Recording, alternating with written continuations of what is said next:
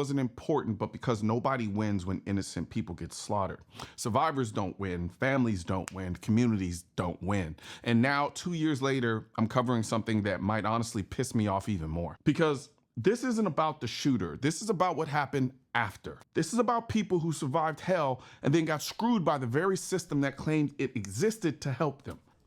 What's going on, beautiful people? This is yours, truly, Versace. Welcome to the One L Real Talk Show. Remember, ladies and gentlemen, every video I upload, my tongue just got twisted, is for educational purpose only. We're not here to bully or harass anyone. And we're not here sharing hate speech, YouTube. We're here to educate and learn. That's what YouTube is here for. So we can educate ourselves and learn. Right? Same two words, just used differently, right? To teach and learn. Simple as that. YouTube, I'm doing a reaction. And for all you small hat weirdos that love to mess with my channel for no apparent reason, if you keep it up, I'm going to support every Muslim bad guy in the world. And I'm going to promote them every time I upload a video. So please stop trying to mess with my channel.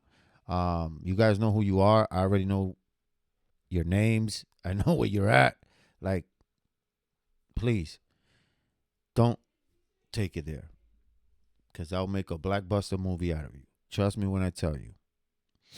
So sorry for that chat, but I had to get that out the way because I've been noticing, man, people don't like us speaking the truth at all, and it's not right. And today we're going to talk about the beautiful story of Indianapolis and Minnesota, with the scamming still happening. And check this out. We all met in an auditorium in the school, and they told us that night that 100% of the funds would go to the victims. And then I received the email, too, to say that. That email from the Maine Community Foundation says it is, quote, to help ensure survivors and victims know that 100% of all donations go to victims, survivors of this tragic event. Let's pause right there, because this is the foundation, no pun intended, of everything that comes after. People didn't donate because they wanted to support community initiatives. They didn't donate because they wanted to fund nonprofits. They donated because 18 people were murdered and others were fighting to survive. That 100% wasn't marketing fluff. That was a moral contract. Now, those families are crying foul because they say a large chunk of that money, nearly 30% of it, went not to them, but to 29 different nonprofits. Nearly 30%. Not a clerical error, not rounding, not a fee, 30%. That's 1.9 million. And before anyone tries to spin this is not about whether nonprofits do good work in general. This is about lying to victims. Jennifer, who received only $32,000, struggled to pay for her surgeries. It didn't really hit me and really upset me until I was in a position with a $93,000 hospital bill that I couldn't cover. Read that again. She was shot twice. She survived, and she's still drowning. This is the part people conveniently forget when they talk about Ladies and gentlemen, boys and girls, now here goes the real story. Survivors. Survival doesn't mean recovery. It means lifelong medical bills, permanent damage, a body that never works the same again. And while she's doing math in her head, trying to figure out how to pay $93,000, someone else is cutting checks to nonprofits. Now, before we go any further, I want to slow this down for a second because context matters. I've never hidden the fact that I'm not a fan of anti-gun organizations. I spend a lot of my time critiquing the way they operate, the emotional manipulation, the fear-based messaging, the way mass shootings are sometimes used as leverage to push policies that, in my view, don't actually make people safer. But here's the part that always gets lost online. Just because I oppose those organizations doesn't mean I believe that people who support them are evil. Most people who donate to anti-gun causes aren't trying to hurt anyone. They're not celebrating violence. They're not exploiting tragedy. They're reacting emotionally to something horrific. We share the same starting point. We don't want innocent people to die. Where we disagree is how to prevent that. So when donors, regardless of political belief, give money believing it will help victims, and when survivors believe that money exists to help them rebuild their lives, that trust deserves to be protected, which makes what comes next even worse. Well, tonight, less than 24 hours after our report aired, Lewiston City Council member Iman Osman. This is what I don't understand, chat. This is where it's so confusing to me, guys. Please let me know in the comments if I'm tripping or you guys are on the same page as me. How is it that people that sneak into this country a year later without speaking perfect English, not knowing how to read proper English, and don't care anything about the American culture or people itself? Matter of fact, they hate this country so much that they're embedding themselves in our government to try to take our laws out and favorite them. And this is what's been happening all over America. This is why in this political thing, I knew something bigger than Trump was happening. We have people in government on both sides, Democrat and Republican, bringing people in to unbalance the American culture, attitude, language, everything about America in general, everything, right?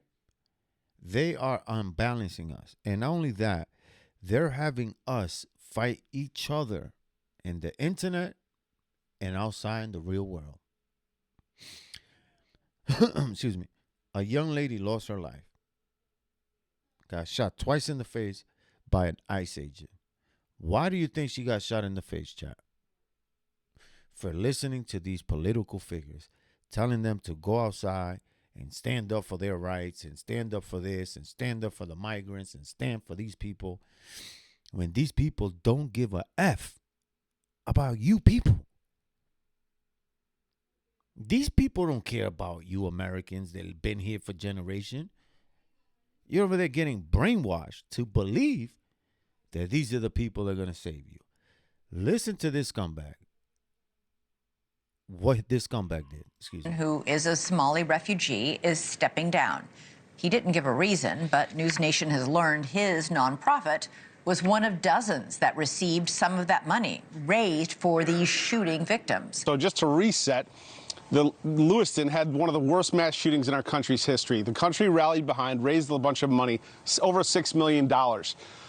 There was the Maine Community Foundation. They promised everybody that all of the monies were... So this goes out to every single Karen that's out there marching, getting in these ICE agents and federal agent faces, telling them to go home.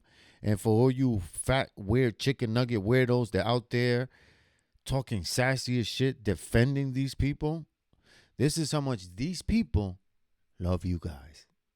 We're going to go to the victims and their families. Well, it turns out that about 30%, 1.9 million, went not to the families and victims, but went to nonprofits. And we found that at least 9 of them were immigrant-focused. At least 7 of them were Somali-linked nonprofits. Now, one of those nonprofits is the Lewiston Auburn Youth Network. They received $65,000. The Somali man who runs it, Imam Osman, sworn in as city councilor this week. He stepped down this morning, and so we've done some digging. He's facing felony gun charges.